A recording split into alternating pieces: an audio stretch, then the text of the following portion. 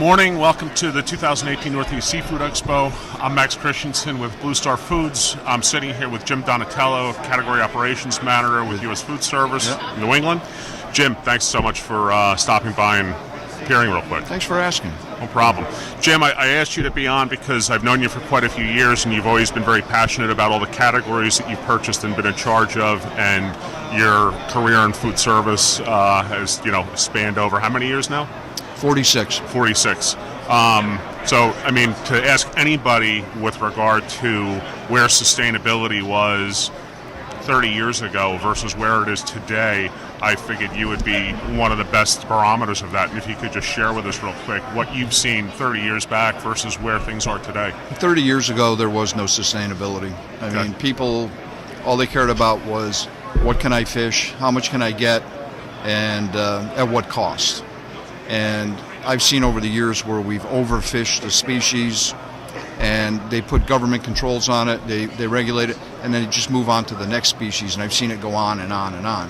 And I think now the great part is people are concerned about what's happening. Sure. And whether it's seafood or meat or poultry. Mm-hmm. But seafood's probably the biggest place to start, because I think that's where we've had the most opportunity.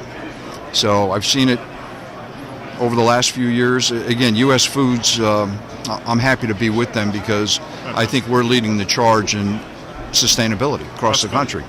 Very good. And we've made it important. That's our goal, is to make sure that everything we source is sustainable, whether it's farm raised or wild.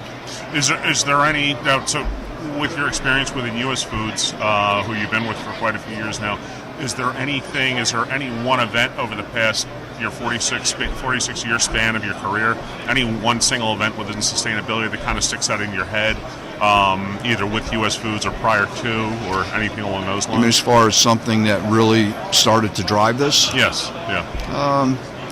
Probably when you start looking back and you see whether it's cod or haddock, where the quotas get set and they can't even reach them, or when you look at the Georges Banks, what happened there, that's probably the biggest thing. Sure. I mean, you take the Georges Banks, was the largest fishing ground, and they shut it down. Mm-hmm. I mean, what's that tell you? Of course. I mean, to me, that was incredible that they could take that and just shut it right down. The species needs time to regenerate itself, so that there's a species there for tomorrow. And they were predicting it never would happen, but they're finally. I think they've reopened parts of it, but they said it would never be usable again. And that had to be scary for a lot of people. And many companies, many organizations out there have sustainability programs, and we, to your point, we really had very few controls or very few exposure to sustainability 40, 30 years ago, and now we have quite a few programs out there, but we're still not there 100%, and we're still working towards it. Like every other industry goes through its growing pains and realizes pain points within certain aspects to maintain itself. I think the other thing that's important is it's good to see the millennials. They're the ones I think that are really driving it. Of course. It's important to them. They want to know where their fish came from, or beef or whatever, and is it sustainable, And I think that's a big driving force right now. What would you say in the past, is there one category in particular that you feel has done that's come very far within the world of sustainability within any protein source? And do you feel there's lessons that the global seafood industry can maybe take away from that and learn or impart? Probably the seafood industry is where they've made the greatest strides. Okay. I mean, they've done it in meat and poultry, but I don't think it was that big of a problem there.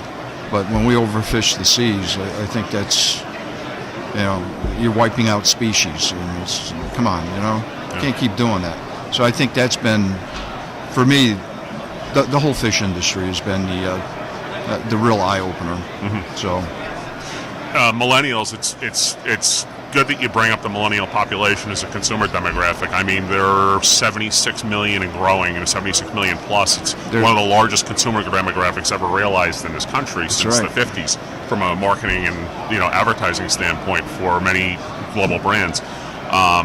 Do you feel that within your customer base, do you feel that do you have a idea of how many percentage or how many of your customers are concerned about sustainability? How many it doesn't hit the radar? Do you feel that it's growing? And it's growing. I'd like to think that we're up to probably 50%. Wow, that's impressive. And I think that we as an organization have really helped to push that when we introduce new items, and Sure. we take it to the customers, and we stress sustainability. Right. And we try to stress to them, you talk about the demographic, the millennials, they're now the largest, they control the most money now. It used to be the baby boomers, which would be me, but now the millennials are the biggest buying group out there.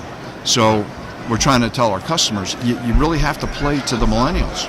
You have to know what's important to them. So I think we've done a good job at that, and I think more has to be done. Do you feel so? If 50% of your customer base is somewhat centric on sustainability and concern about it, do you feel that the other 50% is just a learning curve for them and a warm up type of thing? I think it is, and you know what? You're always going to have that percentage that don't care, no matter what. It all comes down to bottom line. All comes down to price. But I'd say they're a minute percentage. And over time, that smaller percentage that'll dwindle, incrementally will eventually flush itself out. Yeah. As people get older, like I say, I'm a baby boomer, and I'm on that end that's phasing out. But I think the millennials are going to, they're driving. You're phasing out, but you're always a tremendous pool of resource, pool of information. I try. So, Jim, thank you so much for stopping by. I appreciate it. Exchanging a few words. I appreciate your time. Thank you, and as always, a pleasure. Good seeing you. I'll see you soon. All right. Thanks.